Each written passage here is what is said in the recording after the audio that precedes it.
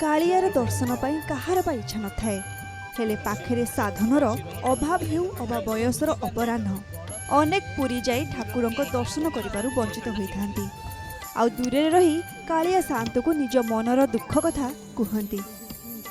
हेले भोगराई ब्लॉक बारबाटिया ग्रामवासी द्वारा आयोजित जगन्नाथ भव्य 32 बेश दर्शन करने एमती श्रद्धालु मानकर जमुछि भिड़।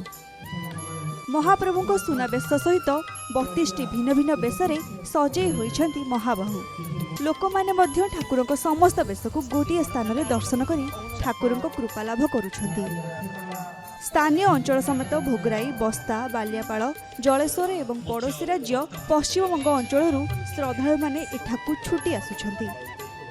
आम गाँव सरपंच कहले जे माँ राधे माँ तुम्हें चंदन दब से दिया आज 3 वर्ष धरी।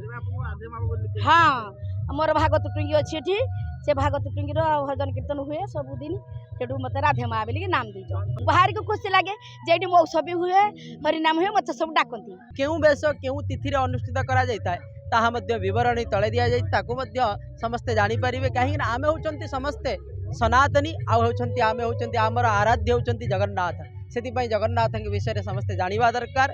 ये हूँ केवल आम अनेक संस्कृति विषय जानी आमर ग्रामर संस्कृति अच्छी किंतु जगन्नाथ संस्कृति बहुत पुरा ताको जानिबा दरकार। जानिबा पाई केवल ये हूँ से केवल रचना करा 32 बेशर कथा आ 32 बेश सहित विभिन्न प्रकार महाप्रभुंकर कथार आस्वादन करुछंती समस्त बारबाटी साजी जाइछि महाप्रभुंकर से श्रीक्षेत्र धाम।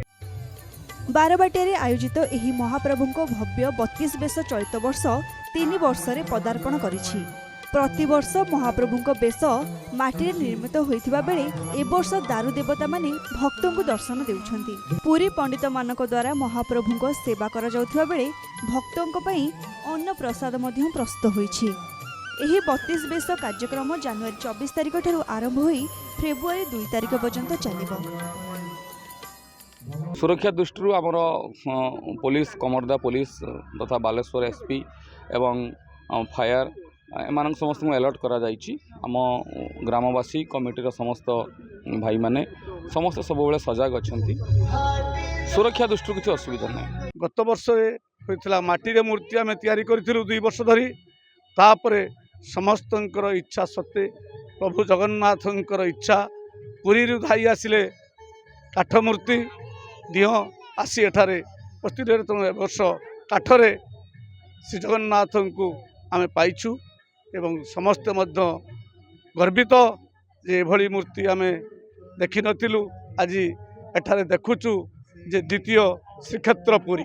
जगन्नाथंकर द्वितीय दर्शन पाई लोके पुरी जाइथांती हेले आर्थिक दृष्टिकोण कई पुरी जाई पार नांती। तेबे एथिपाई बारबाटिया ग्राम रे जगन्नाथ भव्य 32 आयोजन कराई जो प्रत्येक दिन हजार हजार श्रद्धालु मध्य आसी सुरखुर रे 32 वर्ष दर्शन करुछंती। जलेश्वर सौरभ राउल नक्षत्र न्यूज।